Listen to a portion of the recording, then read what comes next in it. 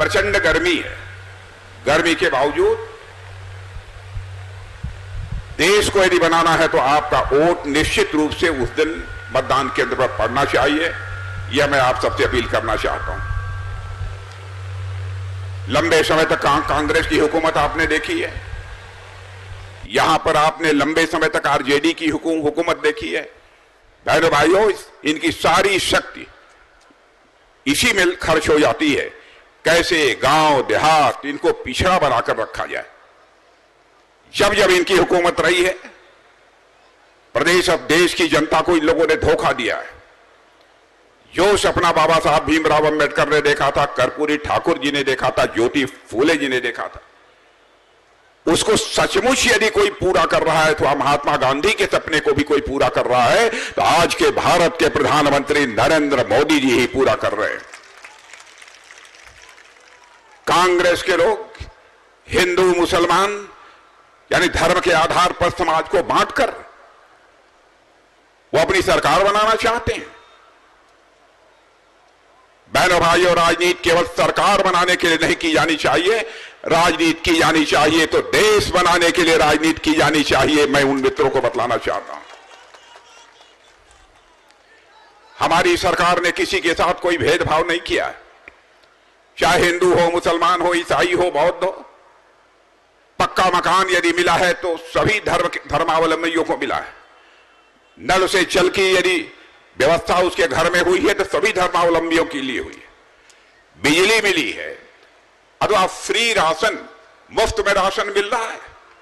क्या मोदी जी ने धर्म के आधार पर विचार करके किस धर्म के मानने वालों को राशन दिया जाना चाहिए और किस धर्म के मानने वालों को नहीं दिया जाना चाहिए, क्या इस आधार पर कोई फैसला लिया है?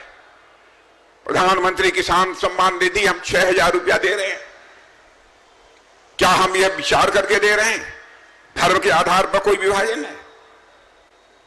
बहनों भाइयों, बिहार को इन लोगों ने बर्बाद किया है और विशेष रूप से कांग्रेस और आरजेडी ने बिहार को बर्बाद किया है। सारे भारत में ही नहीं बल्कि दुनिया के दूसरों देशों में यह चर्चा इस बात की रहती है कि वहां जंगल राज है, भ्रष्टाचार है। यहां के मुख्यमंत्रियों को, मंत्रियों को जेल की हवा खानी पड़ी है। क्या यह काम भारतीय जनता पार्टी ने किया? कांग्रेस की सरकार रहते हुए आप जेल गए थे और आपने ऐसी हालत बना दी है कि आप फिर से लालटेन के युग में इस बिहार को ले जाना चाहते हैं। आज यह मोबाइल और लैपटॉप का युग है, आप कहां ले जाना चाहते हैं इस देश को? लेकिन मैं मानता हूं जनता ने ठान लिया है कि इस बार बिहार की जनता किसी के साथ रहेगी तो मोदी जी और नीतीश जी के साथ रहेगी। यह फैसला यहां की जनता ने कर लिया है। बहनों भाइयों, आरजेडी के लोग कहते हैं हमारी लालटेन जल रही है और जलती रहेगी। मैं मानता हूं कि बहनों भाइयों, इनकी लालटेन जल नहीं रही है, अब तेल समाप्त हो गया है, अब वो भभकना शुरू कर दी है, भभक रही है, यानी उसके बुझने का समय आ गया है। मैं बिहार की जनता को यह कहकर जाना चाहता हूं, वादे तो बार बार किया, करोड़ों की संख्या में नौकरी देंगे, चरवाहा मॉडल की इन्होंने बात की थी। आज विज्ञान और तकनीक के युग में भारत ही नहीं दुनिया तेजी से आगे बढ़ रही है और आप बराबर यहां पर चरवाहा मॉडल की बात करते हैं। सारा देश इस समय में घूम रहा हूं मेरे बहनों भाइयों, मैं तमिलनाडु में भी था, केरल में भी था, आंध्रा में भी था। मैंने देखा है कि अब कांग्रेस की हालत ऐसी हो गई है कि कांग्रेस न 3 में है न 13 में है। और बिहार की जनता को मैं जानता हूं, यहां के नौजवानों के अंदर प्रतिभा है, योग्यता है, क्षमता है। और इतना ही नहीं, भारत की सीमाओं पर शौर्य और पराक्रम का परिचय भी देने की आवश्यकता होती है कि बिहार के लोगों ने अपने शौर्य और पराक्रम का परिचय दिया। भारत का रक्षा मंत्री होने के नाते मैं कह सकता हूं, मैं वह दिन 17 जून 2020 को भूल नहीं सकता। बिहार रेजिमेंट के हमारे बहादुर जवानों ने भारत चीन सीमा पर गलवान में अपने जिस शौर्य और पराक्रम का परिचय दिया था मेरे बहनों भाइयों, हमारे दुश्मनों के छक्के छुड़ा दिए थे बिहार रेजिमेंट के नौजवानों ने। लेकिन ये लोग बिहार को गरीब रखकर खुद करोड़पति बनते जा रहे हैं। मैं चाहता हूं अब बिहार के नौजवानों को यह बात समझ में आनी चाहिए, ये लोग राजनीति करते हैं तो केवल परिवार के लिए राजनीति करते हैं, देश बनाने के लिए राजनीति नहीं करते हैं। इसके पहले की भी सरकारों को आपने देखा है इस देश में काम करते हुए। कांग्रेस की सरकारें, उनको भी देखा है। पढ़े लिखे लोगों को इस बात की जानकारी होगी।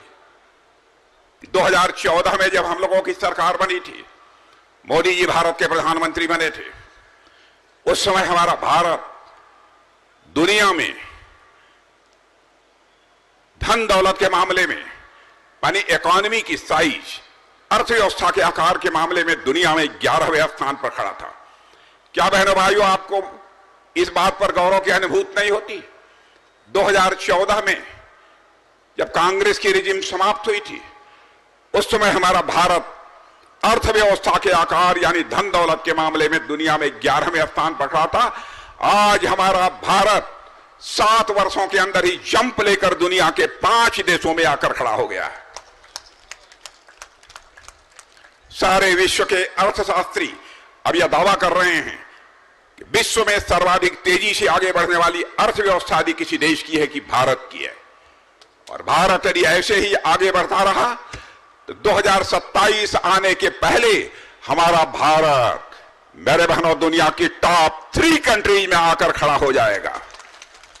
लालटेन युग, चरवाहा युग का समय चला गया। यह कोई छोटी बात नहीं है। पहले भारत के बारे में सारी दुनिया में धारणा बनी हुई थी, भारत कमजोर भारत है। मेरे बहनों भाइयों, भारत अब कमजोर भारत नहीं रहा है, भारत अब दुनिया का ताकतवर देश बन गया है। हम किसी को आंख दिखाते नहीं, लेकिन यदि किसी ने आंख दिखाया तो उसका जवाब देने की भी हम कुवत रखते हैं। ऐसा भारत बन गया है। हम जो कहते हैं वह करते हैं। मैं तो प्रेस के दोस्तों से कहना चाहता हूं, हमारे इलेक्शन मैनिफेस्टो को उठाकर देख लीजिए। जो भी हमारा वादा रहा है, जो भी हमारे कमिटमेंट्स रहे हैं, हर कमिटमेंट को पूरा किया है। हम 1951 से 1951 से कहते चले आ रहे हैं हमारी सरकार बन जाएगी। जम्मू कश्मीर, जिसे धारा 370 के अंतर्गत विशेषाधिकार प्राप्त है, हम उसे चुटकी बजाकर समाप्त करेंगे। और आपने देखा, करके दिखा दिया हम लोगों ने। आज जम्मू कश्मीर का वही दर्जा है जो हिंदुस्तान के अन्य राज्यों का दर्जा है। कहां चले गए आतंकवादी? कांग्रेस की हुकूमत में बराबर किसी न किसी राज्य में आतंकवाद की वारदातें होती थी। कहां चले गए आतंकवादी? हुकूमत चाहिए।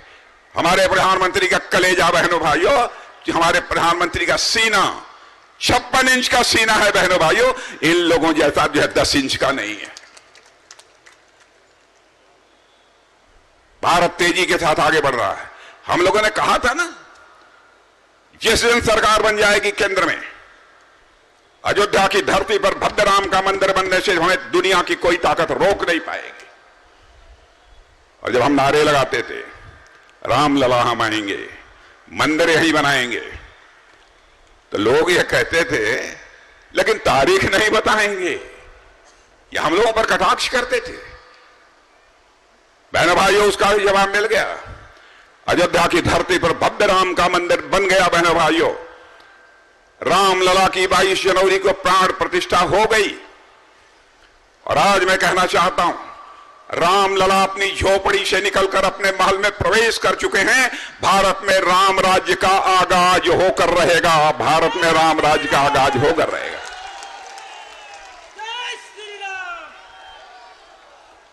3 तलाक को कहा था हमने समाप्त करेंगे। लोग कहते हैं दूसरे मजहब के मामलों में आप कैसे हस्तक्षेप कर सकते हैं। मैं 2 टूक शब्दों में कहना चाहता हूं, मां, बहन, बेटी, नारी शक्ति, चाहे किसी धर्म, जाति अथवा मजहब की मानने वाली क्यों न हो, बहनों भाइयों, हम लोगों के लिए वह मां है, बेटी है, बहन है। यानी उसके साथ कोई जुल्म होगा, सरकार बने या न बने, हम उस जुल्म के खिलाफ लड़ेंगे। उस जुल्म से माता बहन और भाई को निकालने की कोशिश, बहन को निकालने की कोशिश करेंगे, चाहे वह किसी धर्म की मानने वाली क्यों न। कहां का इंसाफ था कि 3 बार तलाक तलाक तलाक बोलकर आप उसकी छुट्टी कर दीजिए। कौन इसकी इजाजत देगा? अब कोई करके दिखाए। हम राजनीति करते हैं बहनों भाइयों, तो देश बनाने के लिए राजनीति करते हैं। भारत का मस्तक ऊंचा हुआ है दुनिया में। अंतर्राष्ट्रीय मंचों पर भारत पहले कुछ बोलता था तो दुनिया हमारी बातों को सुनती नहीं थी। आज यदि अंतर्राष्ट्रीय मंचों पर भारत कुछ बोलता है, दुनिया कान खोलकर सुनती है भारत बोल क्या रहा है, यह भारत की हैसियत बनी है। इसलिए मैं आप सबसे अपील करने आया हूं कि बहनों भाइयों, जो भी हमारे एनडीए के प्रत्याशी हैं, चाहे भारतीय जनता पार्टी जेडीयू के जो भी प्रत्याशी हैं, उन प्रत्याशियों के पक्ष में आपका मत जाना चाहिए। जेडीयू का चुनाव चिन्ह तीर है। बहनों भाइयों, तीर का निशाना खाली नहीं जाना चाहिए। यही मैं आप सबसे अपील करने के लिए आया। हम भारत को एक विकसित भारत बनाना चाहते हैं। दुनिया के 3 देशों में तो 2027 को ही आकर खड़े हो जाएंगे। 2047 तक भारत को हम डेवलप्ड कंट्री बनाकर छोड़ेंगे। हम हिंदू मुसलमान इस आधार पर राजनीति करने वाले लोग नहीं हैं। हम इंसाफ और इंसानियत के आधार पर राजनीति करने वाले लोग। अब इन लोगों ने नया सगुफा छोड़ दिया कि हम अब संपत्तियों का सर्वे कराएंगे। निकलना, संपत्तियों का सर्वे कराएंगे। काहे का सर्वे कराएंगे? ईडी सीबीआई जब पूछती है तो अपने संपत्ति के बारे में आप बताते नहीं हो। इक्वल डिस्ट्रीब्यूशन करना चाहते हैं, बराबर का बंटवारा करना चाहते हैं, इसलिए सर्वे कराएंगे। मत भूलना बहनों भाइयों, हमारे देश के प्रधानमंत्री रहे हैं डॉक्टर मनमोहन सिंह जी, मैं बहुत सम्मान करता हूं। उन्होंने कहा था एक समय 2006 में कि इस देश की संपत्ति पर, इस देश की चीजों पर पहला अधिकार यदि किसी का है तो इस देश के माइनॉरिटीज का है, अल्पसंख्यकों का है, विशेष रूप से मुस्लिम्स का है। कहां का इंसाफ है? मैं मानता हूं कि इस देश के में पहला अधिकार यदि किसी का है तो पहला अधिकार देश के गरीबों का है। उनके उत्थान के बारे में सोचा जाना चाहिए, उनके विकास के बारे में सोचा जाना चाहिए। आप देश के टुकड़े टुकड़े करना चाहते हैं। बहनों भाइयों, चाहे जो कोई कुछ भी करे, इस काम को हम लोग किसी भी सूरत में नहीं करने देंगे। अब देखिए, आपकी आंखों में धूल झोंकते हैं। आपकी आंखों में धूल क्या झोंक रहे हैं? सूरत में, गुजरात में हमारा भारतीय जनता पार्टी का कैंडिडेट निर्विरोध चुनाव जीत गया। अब यह कहते हैं लोकतंत्र के लिए बहुत बड़ा खतरा पैदा हो गया। बहनों भाइयों, आप उठाकर देख लीजिएगा, मोबाइल पर सारी सूचनाएं आपको मिलेंगी। और मेरी बात गलत हो तो मुझे कंडम करना, मेरी निंदा करना। जीवन में यदि राजनीति की है तो जनता की आंखों में धूल झोंक कर नहीं, जनता की आंखों में आंख डालकर मैंने राजनीति की है। जनता की आंखों में आंख डालकर राजनीति की है। इन लोगों ने किया क्या है? कांग्रेस के समय भी कई बार निर्विरोध सांसद चुने गए। उत्तर प्रदेश में तो 2012 में ही समाजवादी पार्टी की कैंडिडेट डिंपल यादव निर्विरोध जीती थी। और बिना आधार के सूरत में हमारा कैंडिडेट यदि निर्विरोध जीत गया तो आप हंगामा खड़ा कर रहे हैं। बहनों भाइयों, आपकी आंखों में धूल झोंक कर यह सरकार बनाना चाहते हैं। देश को बचा लीजिए, यही कहने के लिए आया हूं। देश आगे बढ़ रहा है, आगे बढ़ने की इसकी गति धीमी नहीं पड़नी चाहिए। यही आप सबसे अपील करने आया हूं। यदि मैं भाषण समाप्त नहीं करूंगा तो मेरा उड़न खटोला उड़ नहीं पाएगा, इसलिए मुझे जाना पड़ेगा। इसलिए अजय कुमार मंडल को तीर चुनाव चिन्ह है, उसका बटन दबाइए, भारी मतों से विजय दिलाइए।